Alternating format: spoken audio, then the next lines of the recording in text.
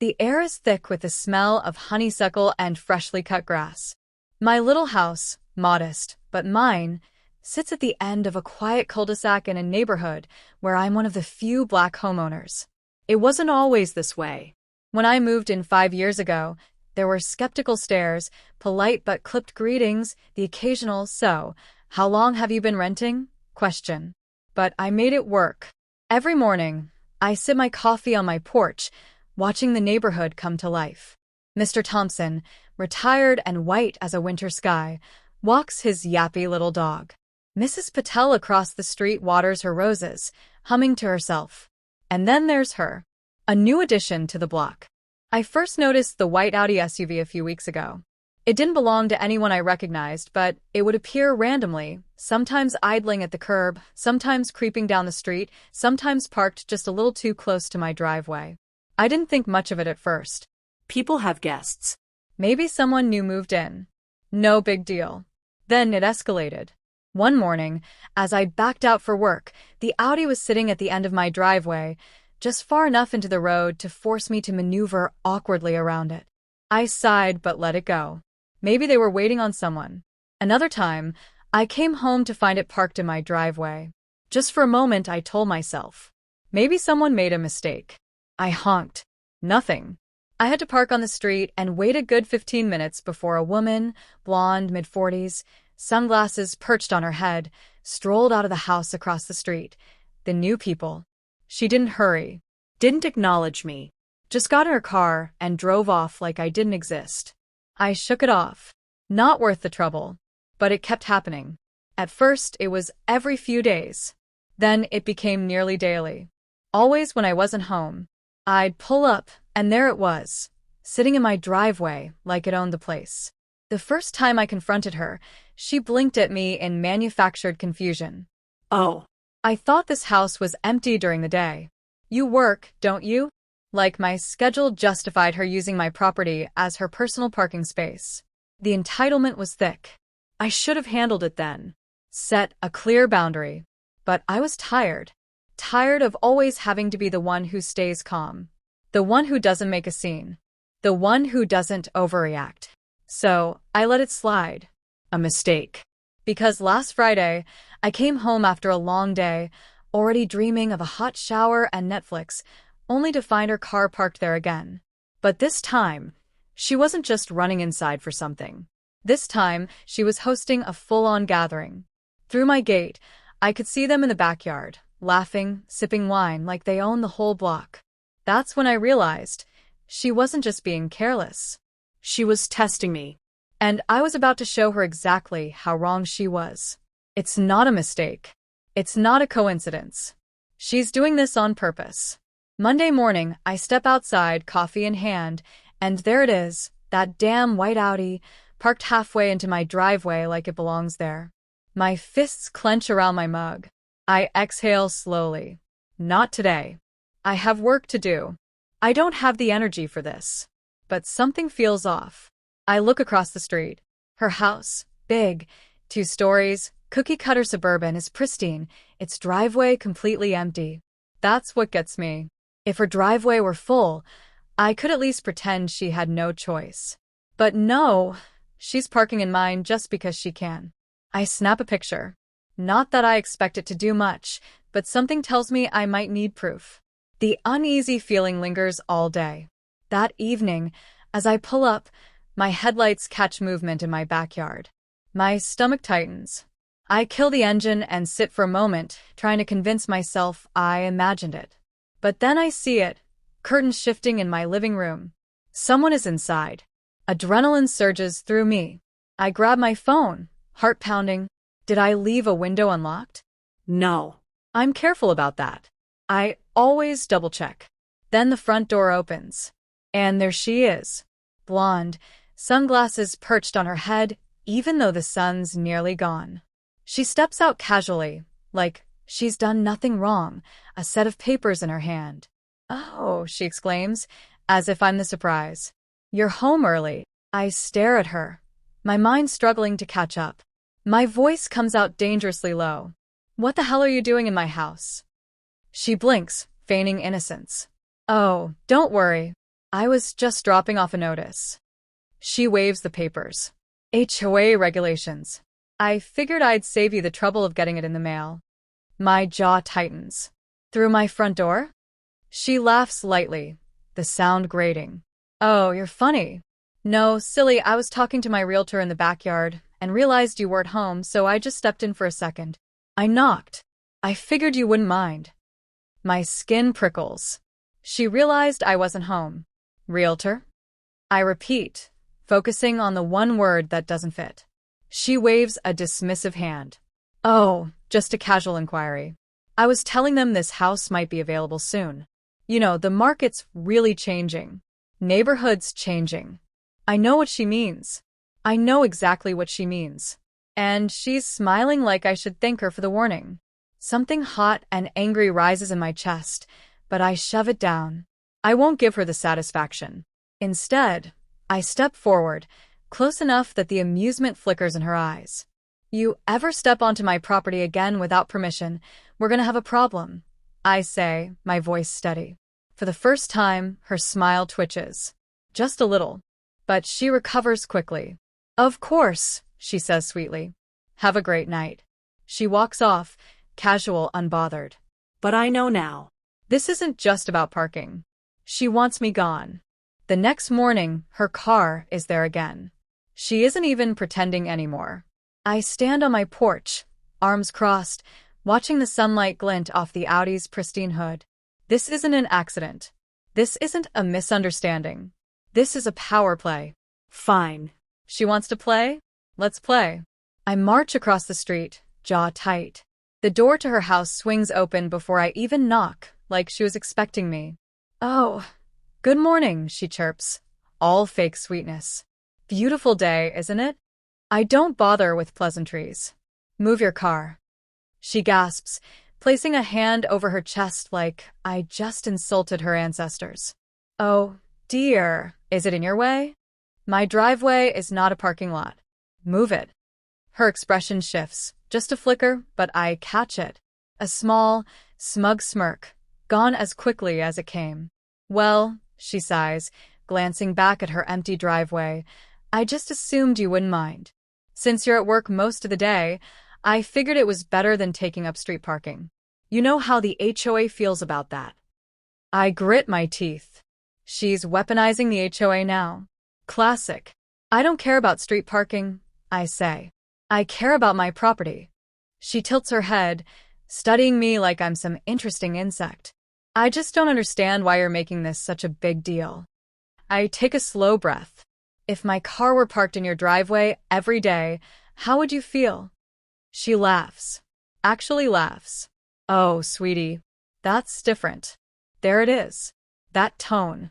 That condescending little chuckle, like I'm some child who doesn't understand the rules of the world. I don't need to explain myself, I say coldly. Move the car. She doesn't move immediately. Instead, she watches me, her eyes calculating, like she's weighing her next move. Then, finally, with an exaggerated sigh, she fishes her keys from her pocket. Fine, she says, like she's doing me a favor. I don't say another word. I just turn and walk back to my house, every muscle in my body tight. But I know her type. This isn't over. The next move. I start documenting everything. Every time her car is in my driveway, I take a picture. I write down dates, times, details. I install a security camera, angling it right at my property line. If she tries anything else, I'll have proof. And she knows it. A few days later, I come home to find a bright yellow parking violation notice stuck to my door. Issued by the HOA. My heart pounds as I read the fine print. Something about unauthorized vehicles obstructing community pathways. My car is parked in my driveway, exactly where it's supposed to be. I storm across the street, notice in hand, and knock hard. She opens the door with a smile that's too pleasant. Oh dear, she says, before I even speak. You got a notice too? Looks like they're cracking down. I hold up the paper. You reported me. She blinks, all innocence. Now, why would I do that? I step closer, lowering my voice. You and I both know what this is. You park in my driveway, but I get a violation? You're trying to create a problem that doesn't exist. She laughs lightly, like I just said something adorable. Oh, don't be so dramatic. Rules are rules. Rage churns in my stomach, but I refuse to let it show. She wants me to snap. She wants me to give her a reason to play the victim. Fine. If she wants a war, I'll give her one. Allies appear. That night, I take my case to the HOA meeting. I expect resistance. What I don't expect is the wave of support. As I present my evidence, photos, timestamps, security footage, the room shifts. People murmur. A few neighbors nod along. And then Mrs. Patel, who's been quiet through most of the meeting, clears her throat. I've seen her park there, she says. She does it all the time. Mr. Thompson, the old man with the yappy dog, chimes in next. Saw it too. Figured it wasn't my business, but yeah, she's been doing that for weeks. The HOA president frowns. The evidence is piling up. Too much to ignore. But then she speaks.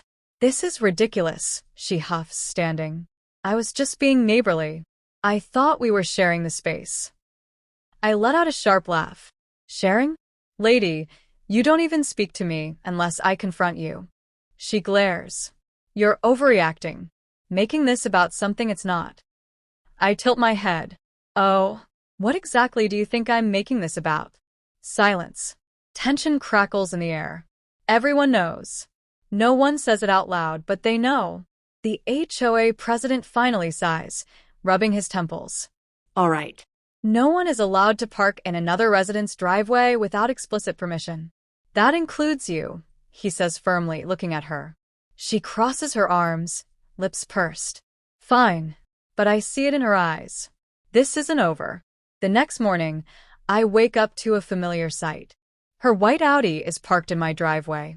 Again, a slow, simmering anger rises in my chest, but this time, I don't rush out in frustration. No, I've learned my lesson. She wants a reaction. She wants me to snap, to yell, to play into whatever twisted narrative she's building in her mind. Not today. Instead, I smile. I grab my keys, walk outside, and take my time locking my front door. The crisp morning air hums with anticipation. Across the street, I see a few neighbors watching, pretending not to be invested. Even Mr. Thompson, who normally only cares about his dog's bathroom schedule, has paused on the sidewalk. She's waiting for me.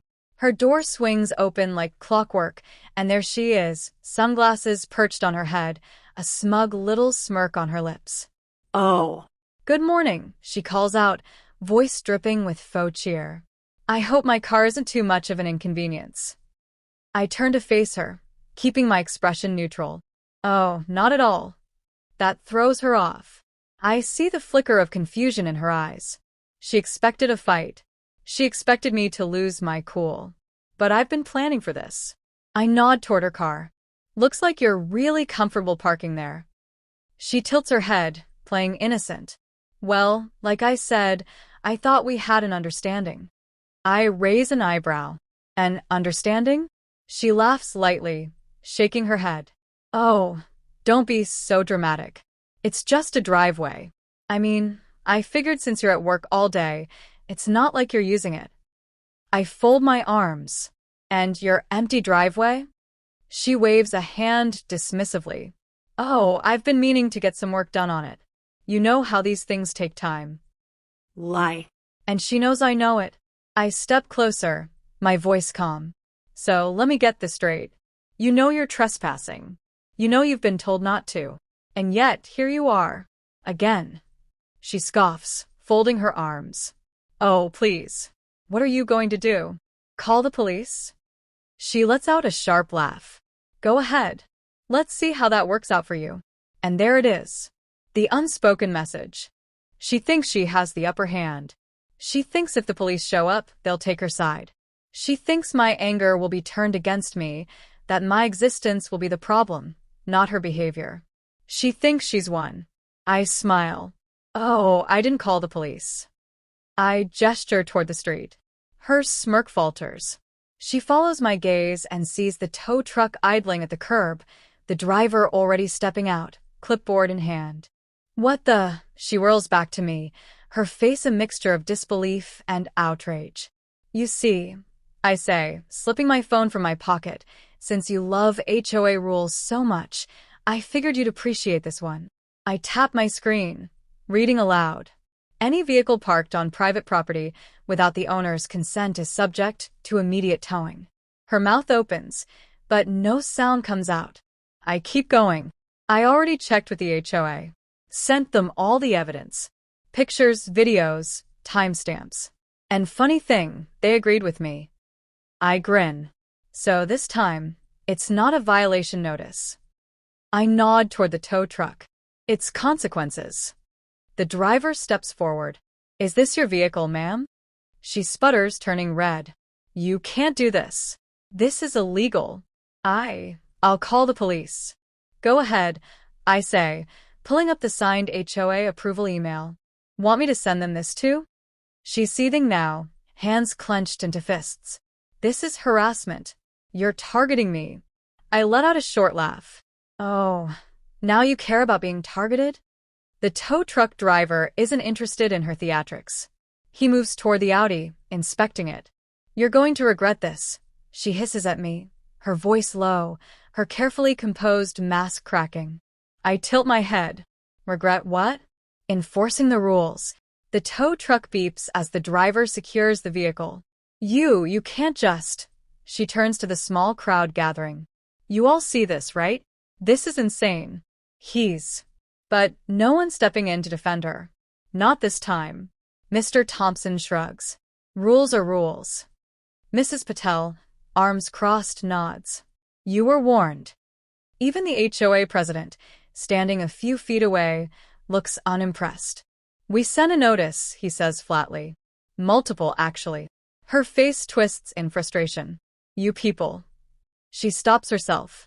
But the words hang there. We all know what she almost said. The tow truck driver secures the last strap, then looks at me. Where's it going? I smile. Impound lot sounds good. He nods and climbs into the truck. As her car is slowly lifted off the ground, she whirls on me one last time, seething. This isn't over. I meet her gaze, steady and unbothered. Oh, I think it is. She storms back inside, slamming the door so hard the windows rattle. The neighborhood is silent for a beat. Then, somewhere in the background, I hear someone chuckle. And for the first time in weeks, I take a deep, satisfied breath. Checkmate. The next morning, I expect peace. I expect to walk outside, sip my coffee, and not see a white Audi squatting in my driveway like an entitled houseguest. But instead, I wake up to pounding. Loud. Insistent. Furious. I groan, rubbing my temples. Of course. I take my time answering the door. When I finally open it, there she is, red-faced, eyes burning with rage. Her arms are crossed so tightly, it looks like she's trying to hold herself together. You towed my car, she spits. I lean against the doorframe. Morning to you too. She shoves a paper in my face. You're paying for it. I take the paper, glance at it. An impound receipt. $300 for towing. $75 per day for storage. A whole list of additional fees. I whistle. Oof. That's rough. Her jaw clenches. This is your fault. I fold my arms. No. See, this is the funny part. You did this to yourself. Her nostrils flare. I didn't trespass. I didn't break any rules. You had no right. I arch an eyebrow. You want to go there? Fine. I turn, grab my phone from the table, and pull up the real evidence. The security footage. I press play. The screen lights up with crystal-clear night vision, showing her sneaking onto my property, unlocking my side gate, walking up to my back door, and rattling the handle. Her face drains of color. I don't say a word. I just watch her reaction as she sees herself, creeping around my house like a prowler. I let the footage run a little longer, just for dramatic effect. Just enough to get to the part where she yanks a small signpost out of my yard and tosses it into the bushes. Then I pause it. Slowly, I look up. So. You were saying? She stammers. That's not. I tilt my head. Not what exactly? She shakes her head violently. I was checking something. I thought I saw. I hold up my hand. Save it. And then I drop the hammer. Because I already sent this to the HOA. She goes still. And just for fun, I add, I also sent it to the police. Her breath catches. She opens her mouth, then closes it again. And for the first time since this whole mess started, I see it. Real fear in her eyes. Public downfall. The neighborhood grapevine moves fast. By lunchtime, half the street knows.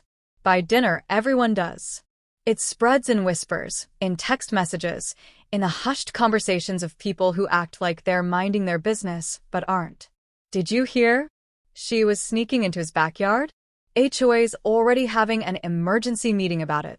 The next morning, she tries to save face. She paces in front of her house, making loud phone calls, pretending she's the victim. But no one's buying it.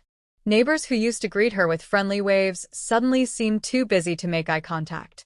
Mrs. Patel, who once tolerated her gossiping over tea, now gives her a tight-lipped nod and keeps walking. Even Mr. Thompson, who never gets involved in anything, crosses the street just to avoid her. She's unraveling, and I know it. Then, the HOA sends out a notice. A public statement. They don't name her outright, but it's obvious.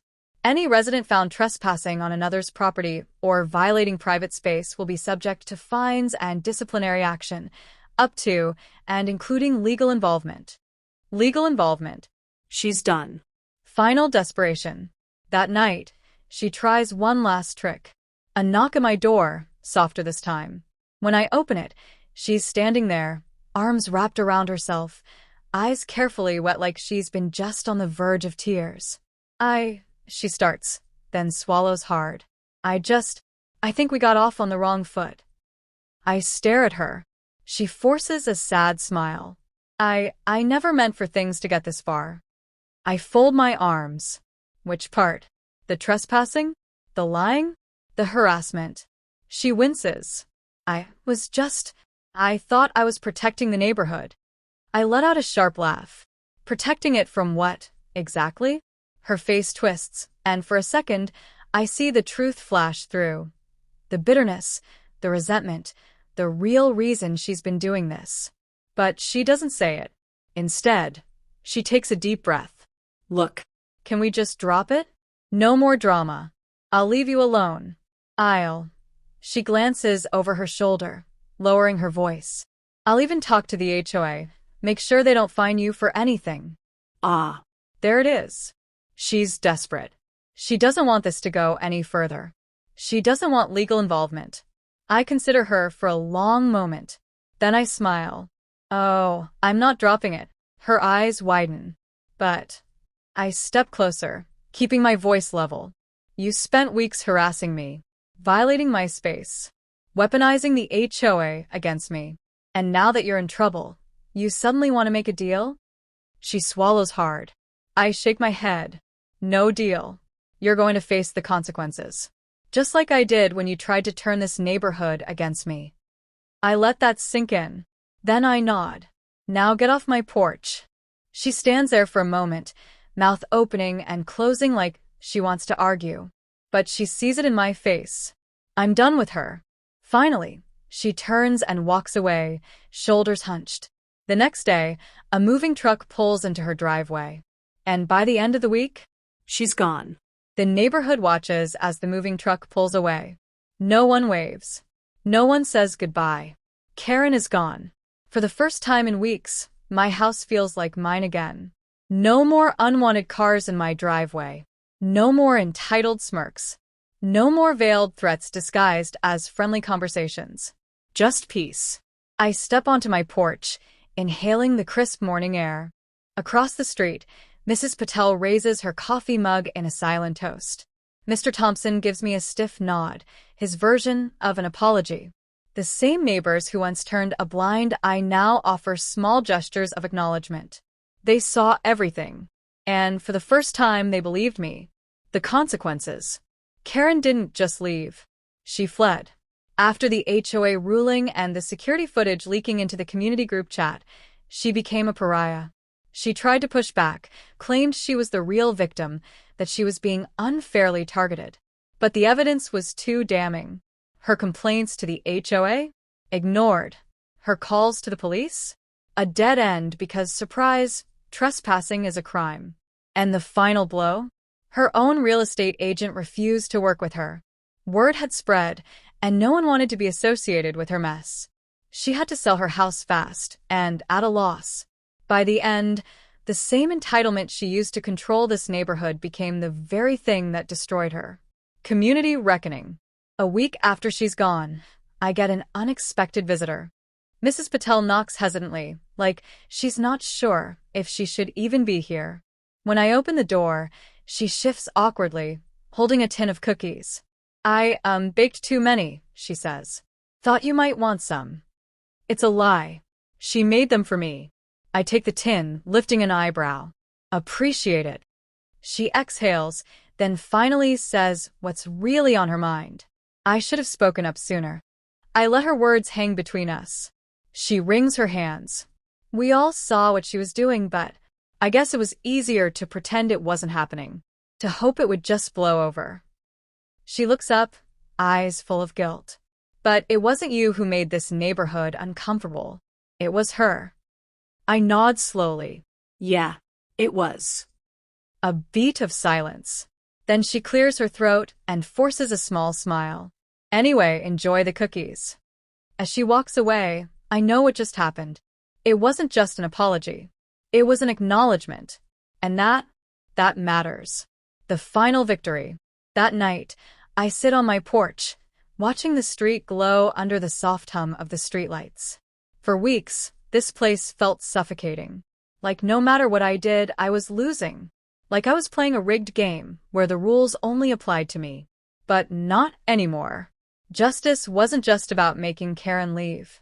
It was about proving to everyone that people like her don't own this neighborhood. That I belong here just as much as anyone else. And as I lean back, sipping my coffee, I realize something. For the first time in a long time, this finally feels like home.